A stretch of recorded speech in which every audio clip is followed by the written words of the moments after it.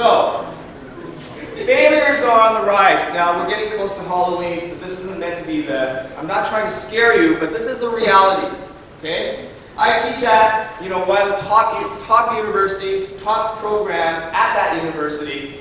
In the past, we used to have about 10% of the students failing between first year and fourth year, okay? Alarmingly, 5 years ago, we noted that one of our classes failed 50% between first and fourth year. Huge rise, right? We take the pictures of in first year and we give it to them. Everyone has a sheet of all their classmates. And one of the students showed it to me, and what they had done is they had crossed out the students as they fell. And it was horrible. It was half of them were gone, right? And this is a recent phenomenon. Okay? So 10 years ago, only about 10% were failing. Now, even now, we've been trying to address this. We're still getting probably about a quarter failing between first and fourth year. Right? We're getting better, but there's definitely an issue. So, I don't know what marks you're getting, but half of you, well, hopefully not you guys, because you guys will be doing really well because you went to this talk. But half of the normal high school population, okay, half of the normal high school population, you'll see a letter grade drop. Okay? So in other words, if you're an A student, you'll still become a B student. If you're a B student, a C. If you're a C student, you're in trouble. Okay? Half. Another quarter will see a 2-mark letter grade drop. A to C, B to D, C to U. Right? Only, the other quarters stay the same, and only 2.5% have their averages drop. One of the issues we have is grade inflation. Okay? In the 1980s, back when I started, right? Like I said, I'm old. Entrance average is a B.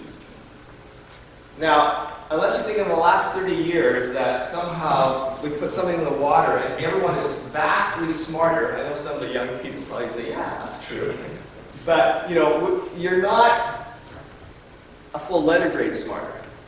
So the entrance average has now jumped up to an 8. To the point now, when we look at students and try and figure out who we're going to accept into our program, we might as well roll a dice. Right? Because so many people have a 90 average, and we can't tell anymore if they're a good student or bad. So grade inflation is a huge problem. Lack of fundamentals. Okay?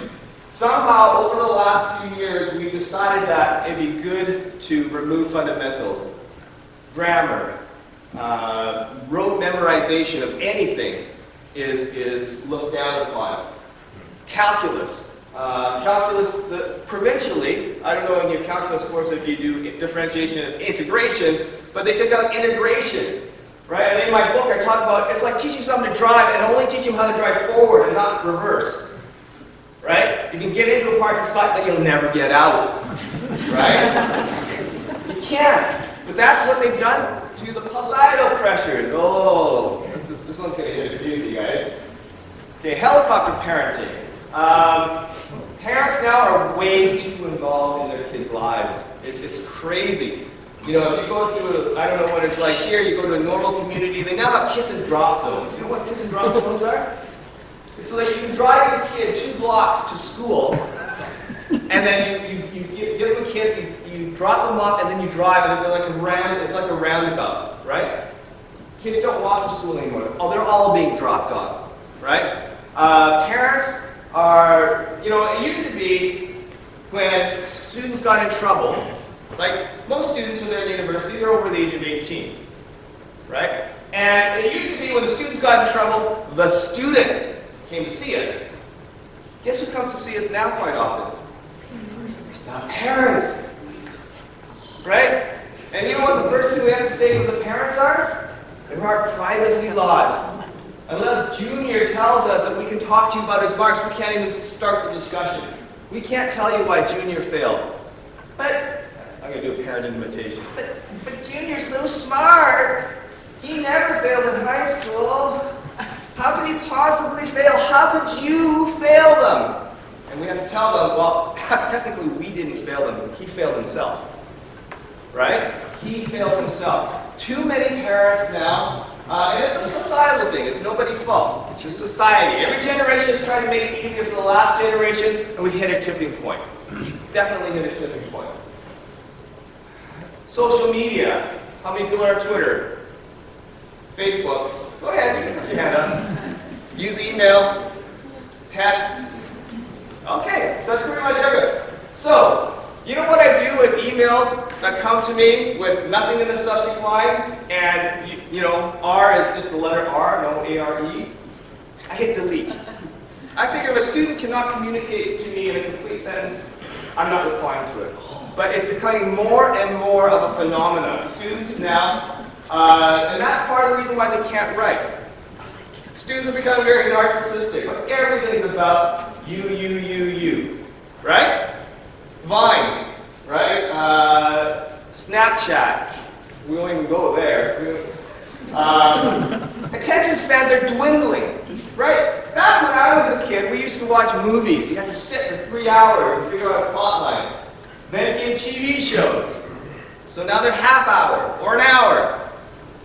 Then YouTube, 3 minutes.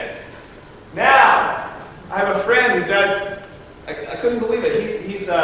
He basically works with Justin Bieber, and he did these conferences where they got people to come in, and they're Vine conferences.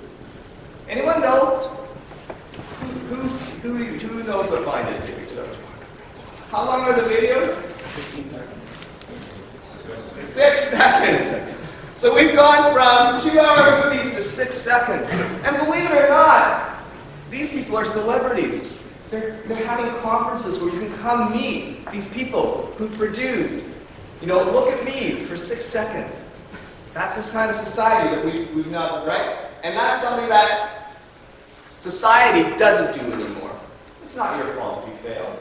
It's a teacher's fault. It's everyone else's fault except your own.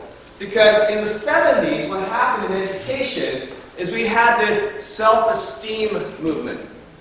And the theory was, if the students felt good about themselves, if they felt good about themselves, they would do well. Right? But it's the opposite way around. If you do well, you'll feel good about yourself. But feeling good about yourself doesn't mean you do well. Regardless, this idea of self-esteem, this is why students aren't allowed to fail. This is why you're not allowed to enforce deadlines. You might hurt Johnny's feelings, right? So there's this idea that self-esteem is more important than anything else, okay?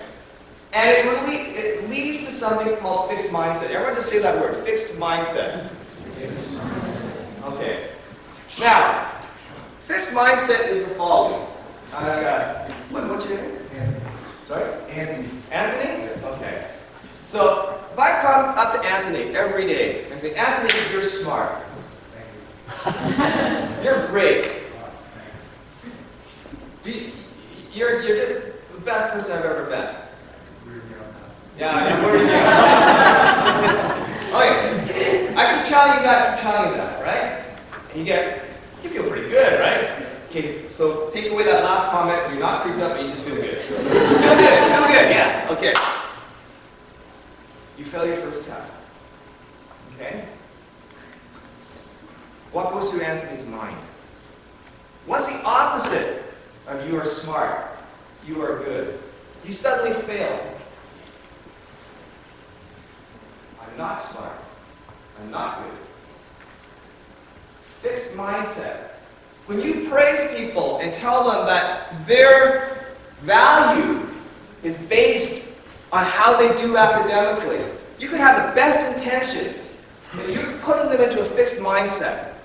They believe you're either smart or not smart, good or not good, right? And this is a huge problem because this whole theory of education in the 70s that said, you're smart, you're good, you're the best, right? They hit university. They're no longer that. They crumble. They absolutely crumble. Perseverance and grit. Okay.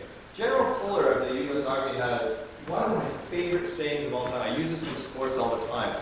So when the kids are doing their second minute of planks, they dread hearing me say this. but pain is weakness leaving the body. That's one of my favorite all-time sayings, right? Anything worth doing is going to cause pain. It is. Because if it didn't cause pain, everyone would do it. If everyone could be a rich multimillionaire, everyone would do it. If it wasn't painful, it wasn't risky, right?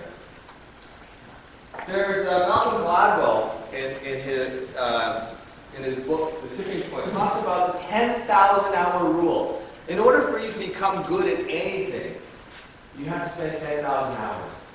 He talks about Mozart. He talks about the Beatles. The Beatles played in Hamburg, Germany, and they would do these incredible long sessions every night. And it added up to about 10,000 hours. Bill Gates, 10,000 hours of coding. It seems that people who are successful, there are people that are exceptions to the rule, but for the most part, if you want to be successful, you need to put the time in. And a lot of people look at a number like 10,000 and go, oh man, that's a lot of hours. Can we get a zero off of that? Maybe 2. That maybe I can handle 100, right? 1,000? 10,000? Man, that's a lot of hours. And that has to relate. Remember I talked about fixed mindset, right? You're good, you're wonderful, you're the best. Now you fail. I'm the worst. I'm stupid. I'm no good. Right? That's a fixed mindset. A growth mindset looks at life differently. Okay? And this is from a psychologist named Carol Dweck. And this is all fairly recent stuff. Okay? This isn't stuff that was in the 40s. Her studies came, I think 2005, 2006. She did studies of fixed versus growth mindset. So what is the growth mindset? A person with a growth mindset believes abilities are malleable, are changeable. They absolutely believe that. So instead of saying you're smart, you're good, you should say you work hard. You persevere. Talk about the effort. And especially teachers, talk about the effort, not about you're so smart, you're so good. Boy, you worked hard. That was amazing. Talk about the effort, because that you can change. You can work harder. You can work smarter. It's not always work harder. It's work smarter as well. Right? Think about the effort. Nothing. Abilities are not yes or no. You're not either good or bad, right? Focus on the effort, right? And how hard do you need to work? I talked about this. When you take university, you've got to spend 45 hours between lectures and studying. Minimum. Come crunch time, you ramp that up. 60 hours. Sometimes even 75 hours. You have to develop that work ethic.